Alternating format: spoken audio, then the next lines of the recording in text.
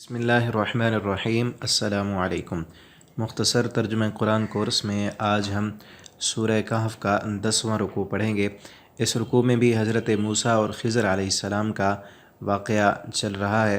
پچھلے سبق میں ہم نے پڑھا تھا کہ حضرت خضر علیہ السلام نے موسیٰ علیہ السلام کو اپنے ساتھ رکھنے کی ایک شرط بتائی تھی کہ آپ میرے ساتھ رہیں گے تو آپ نے مجھ سے کسی کام کا سوال نہیں کرنا۔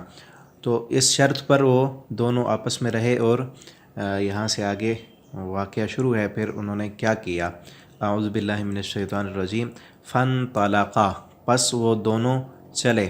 فانطلقا، یہ اصل اس کا مصدر الطلاق آتا ہے، اور طلاق کا معنی ہوتا ہے کہ کسی کو کسی بندھن سے آزاد کر دینا۔ اسی سے طلاق ہے، جیسے عورت کو طلاق دی جاتی ہے تو اس کو آزادی دے دی جاتی ہے۔ اور اس سے بھی وہ دونوں اس جگہ سے جہاں وہ بیٹھے تھے اور خضر علیہ السلام وہاں رہ رہے تھے، اس جگہ کو انہوں نے چھوڑا اور وہاں سے آزاد ہو کر آگے چل پڑے۔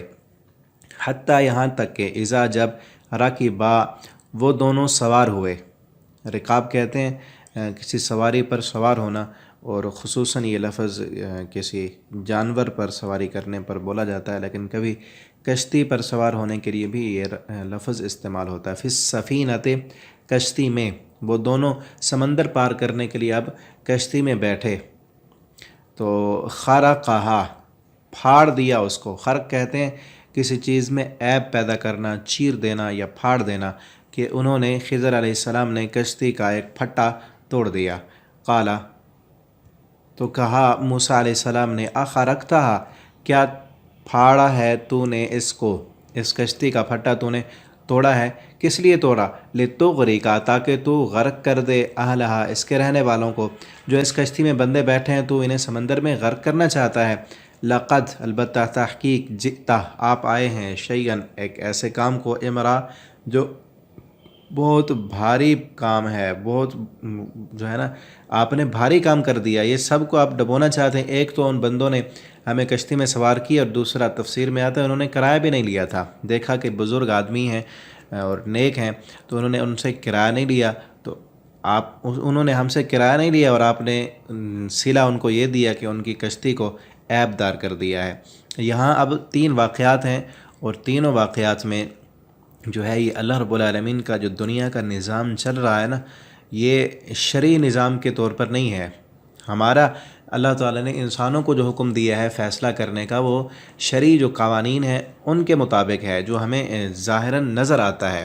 اور اللہ رب العالمین کا جو دنیا کا نظام اپنا چل رہا ہے وہ نظام تکوینی ہے، اس میں شرعی نظام کو ملحوظ نہیں رکھا جاتا۔ تکوینی نظام یہ ہے کہ چیزوں کی اصل حقیقت جو ہوتی ہے، جو انسان ہمیں نظر آتی ہے ہم انسانی آنکھوں سے، اصل میں ان کی جو ان کے اندر چھپے ہوئے جو راز ہیں وہ اللہ رب العالمین کو پتہ ہے، ہمیں نہیں پتہ۔ اور اللہ تعالیٰ کا یہ کائنات کا نظام اسی نظام تکوینی کے تحت چل رہا ہے، اور اس کو اللہ تعالیٰ نے نافذ کرنے کے لیے اپنے فرشتے رکھے ہوئے ہیں۔ اور ہمیں کوئی چیز اچھی لگتی ہے لیکن بظاہراً وہ ہمارے لیے اچھی نہیں ہوتی، اس لیے اللہ تعالیٰ وہ ہمیں نہیں دیتے۔ تو یہ بھی اس 3 واقعات میں ہمیں یہی سبق ملتا ہے کہ ہماری زندگی میں جو واقعات ہوں، ہمیں ان کی ظاہری حالت اور کیفیت کو دیکھ کر پریشان نہیں ہونا چاہیے، بلکہ وہ افوض امری والا معاملہ اختیار کرنا چاہیے کہ اپنا ہر کام اللہ کے سپرد کر دینا چاہیے، اور یہی سمجھنا چاہیے کہ اگر میرے ساتھ یہ ہوا ہے نا، مجھے بظاہر برا لگ رہا ہے، یا میرا کوئی عزیز فوت ہو گیا ہے، میرا بچہ فوت ہو گیا، یا والدین فوت ہو گئے، یا مجھے کوئی نقصان ہو گیا، کوئی ایکسیڈنٹ ہو گیا، اسی میں ہی میرے لیے بہتری تھی۔ تو یہ 3 واقعات ہم دیکھیں گے تو پھر یہ میری بات مزید سمجھ آئے گی۔ تو انہوں نے اس کشتی کو توڑ دیا۔ موسیٰ علیہ السلام کہاں خاموش رہنے والے تھے، ان کے پاس تو وہ تکوینی علم نہیں تھا جو اللہ رب العالمین نے حضرت خضر علیہ السلام کو دیا تھا، اور اللہ تعالیٰ کے حکم سے وہ یہ کام کرتے تھے۔ موسیٰ علیہ السلام تو شریعت کے پیغمبر تھے، ان کے پاس تو صرف یہی علم تھا، دوسرا علم اللہ تعالیٰ نے انہیں نہیں دیا تھا، اس لیے وہ خاموش نہ ہوئے۔ اور پیغمبر خاموش رہ بھی نہیں سکتے، کیونکہ ان کو پتہ ہی نہیں کہ یہ کام کیوں ہو رہا ہے۔ انہوں نے تو بولنا ہے اپنی شریعت کے مطابق کہ ایک بندہ غلط کام کر رہا ہے تو اس کو روکنا ہے، اور جب کہ خضر علیہ السلام کے پاس وہ علم تھا جو موسیٰ علیہ السلام کے پاس نہیں تھا، وہ تو اللہ کے حکم سے یہ کر رہے تھے۔ تو آگے کیا ہوا؟ قال، خضر علیہ السلام نے کہا، کیا لم نہیں، اقل، میں نے کہا تھا، انکا کہ بے شک تو لن ہرگز نہیں تستطیع تو استطاعت رکھتا معی میرے ساتھ صبر کرنے کی، میں نے پہلے بھی کہا تھا تو میرے ساتھ صبر نہیں کر سکے گا۔ تو موسیٰ علیہ السلام نے کہا قال لا تؤاخذنی، نہ تو میرا مواخذہ کر، اردو میں بھی ہم بولتے ہیں مواخذہ کرنا، نہ تو پکڑ مجھے بما اس کام پر نسیتو جو میں بھول گیا ہوں، میں بھول گیا، یہ پہلی بھول ہے، غلطی ہے، تو مجھے اس کی معافی دے، ولا اور نہ ترہقنی تو ڈال مجھ پر من امری میرا کام عسرا مشکل میں، میرے کام میں میرے لیے مشکل نہ کر، میں تو علم حاصل کرنے کے لیے آیا ہوں، پہلی غلطی تو معاف ہوتی ہے، میں بھول گیا ہوں۔ تو انہوں نے معاف کر دیا۔ فانطلقا، پھر وہ دونوں چل پڑے، سمندر پار کر لیا، کشتی سے اتر گئے اور پھر آگے چلے، حتیٰ یہاں تک کہ اذا جب لقیا وہ دونوں ملے، غلامن ایک بچے کو، ایک غلام کو ملے، اور غلام ادھیڑ عمر تک کے بندے پر بھی استعمال ہوتا ہے اور بچے کے لیے بھی بولا جاتا ہے۔ ایک غلام ایک بچے کو ملے فقاتل، تو خضر علیہ السلام نے اس بچے کو پکڑا اور قتل کر دیا، مار ڈالا۔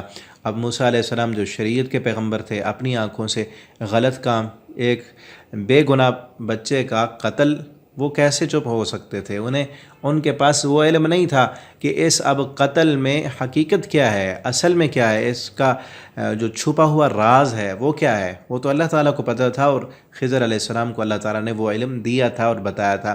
موسیٰ علیہ السلام خاموش نہ ہوئے، قالا، تو وہ بول پڑے، کہا انہوں نے، اقتلتا، کیا قتل کیا ہے آپ نے، نفسن ایک نفس کو، ایک جان کو، زکیتن، زکی کہتے ہیں پاکیزہ کو، اور یہاں اس کا معنی ہے کہ جس نے گناہ نہیں کیا، ظاہراً ہمارے پاس اس کا کوئی ایسا گناہ نہیں کہ جس کی سزا قتل بنتی ہو، بے گناہ کو آپ نے قتل کیا، بغیر نفس، بغیر کسی نفس کے، نہ ہی اس نے کسی اور بندے کو قتل کیا ہے۔ قتل تو تب کرتے ہیں نا کہ کوئی کسی اور کو قتل کرے، یا اس نے کوئی جرم ایسا کیا ہو جس کی سزا قتل بنتی ہو، آپ نے بغیر گناہ کے بے گناہ بندے کو قتل کر دیا۔